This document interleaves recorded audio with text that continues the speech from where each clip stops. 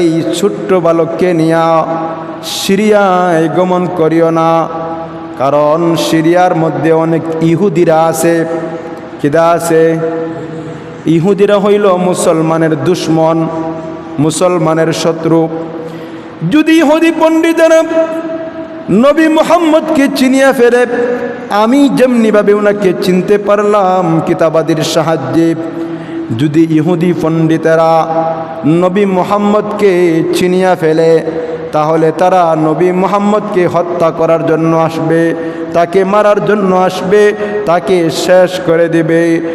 আবু তালিব, তুমি মুহাম্মদকে নিয়ে সিরিয়ায় যাইও না, তুমি মুহাম্মদকে যেই স্থান থেকে নিয়ে এসেছ তুমি তাকে সেই স্থানের মধ্যে রাখিয়া আসো। আব্দুল মুত্তালিব দুনিয়া থেকে চিরবিদায় নিয়ে গেলেন। মুহাম্মদুর রাসূলুল্লাহ সাল্লাল্লাহু আলাইহি ওয়াসাল্লাম উনি ওনার চাচার জিম্মায় চলে আসলেন। আবু তালিব স্বীয় ভাতিজাকে নিজের সন্তানের মতোই ভালোবাসতেন, নিজের সন্তানের মতোই খুবই আদর যত্ন করতেন, কোনো কিছুর অভাব তাকে বুঝতে দিতেন না। আবু তালিব নবীজিকে প্রায় 40 বছরের বেশি সময় পর্যন্ত নবীজিকে প্রটোকল দিয়েছেন, নবীজির জন্য সব কিছু করেছেন, নবীজির জন্য বেঈমান কাফেরদের সঙ্গে উনি যুদ্ধে লিপ্ত হয়ে গেছেন।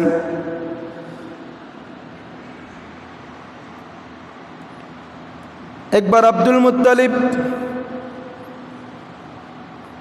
আবু তালিব আল্লাহর রাসূল সাল্লাল্লাহু আলাইহি ওয়াসাল্লামের চাচা, উনি ব্যবসার জন্য সিরিয়ায় যাবেন। কোথায় যাবেন? ব্যবসার জন্য সিরিয়ায় নবীজির চাচা যাবেন।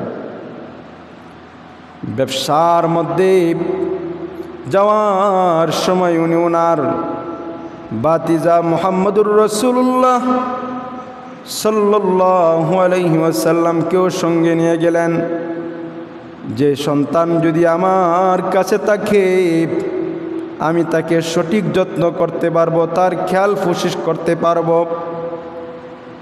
আবু তালিব শিশু নবী মুহাম্মদুর রাসূলুল্লাহ সাল্লাল্লাহু আলাইহি ওয়াসাল্লামকে সঙ্গে নিয়ে সিরিয়ার উদ্দেশ্যে যাত্রা শুরু করলেন।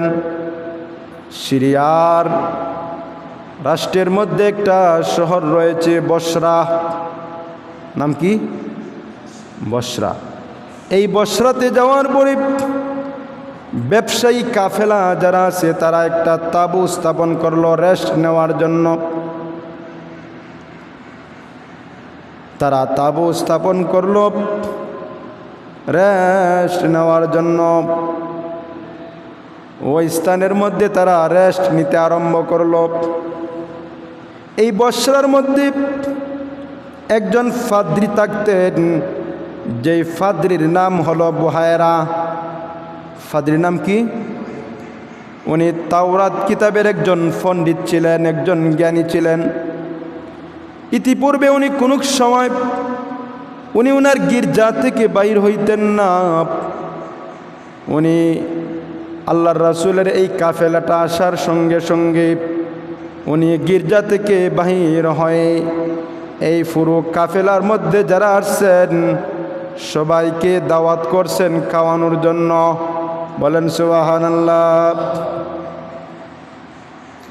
সবাইকে খাওয়ানোর পরে বুহায়রা পাদ্রী নবীজির চেহারার দিকে তাকায়, নবীজির পায়ের দিকে তাকায় এবং সে তার তাওরাতের কিতাবের দিকে সে মিলাইতেছে। তাওরাতের কিতাবের মধ্যে আছে শেষ জামানায় এমন একজন নবী আসবেন, যেই নবীজি হবেন তামাম জগতের মানুষের জন্য রহমত স্বরূপ। বলেন সুবহানাল্লাহ।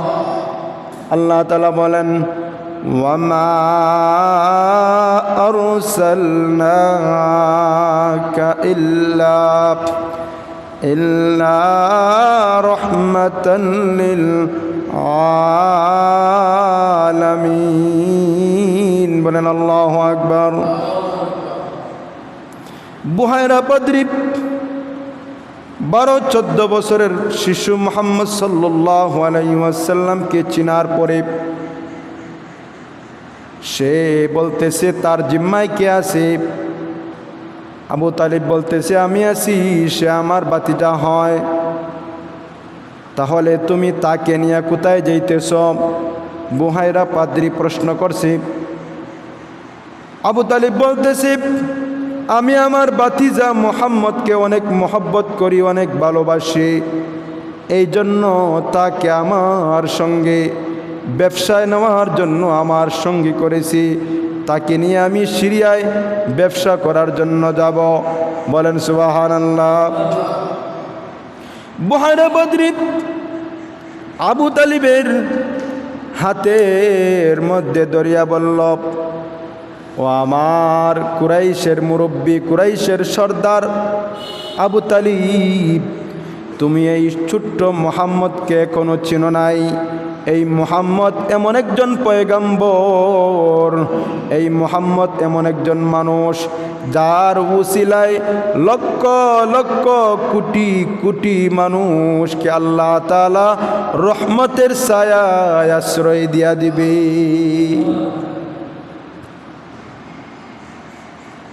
এমন একজন নবী তোমরা নিয়ে আসছো, এই নবীকে নিয়া তোমরা এই ছোট্ট বালককে নিয়া সিরিয়ায় গমন করিও না, কারণ সিরিয়ার মধ্যে অনেক ইহুদিরা আছে। কিদা আছে? ইহুদিরা হইল মুসলমানের দুশ্মন, মুসলমানের শত্রু।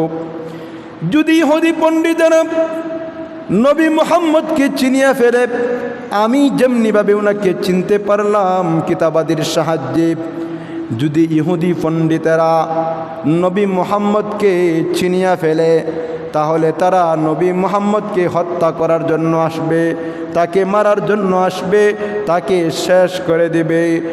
আবু তালিব, তুমি মুহাম্মদকে নিয়ে সিরিয়ায় যাইও না, তুমি মুহাম্মদকে যেই স্থান থেকে নিয়ে এসেছ তুমি তাকে সেই স্থানের মধ্যে রাখিয়া আস। সুবহানাল্লাহ বলি। আবু তালিব বুঝিয়া ফেললেন এই সন্তান কোনো সাধারণ সন্তান নয়, এই সন্তান কোনো সাধারণ মানুষ নয়। আবু তালিব বাড়িতে চলে গেলেন।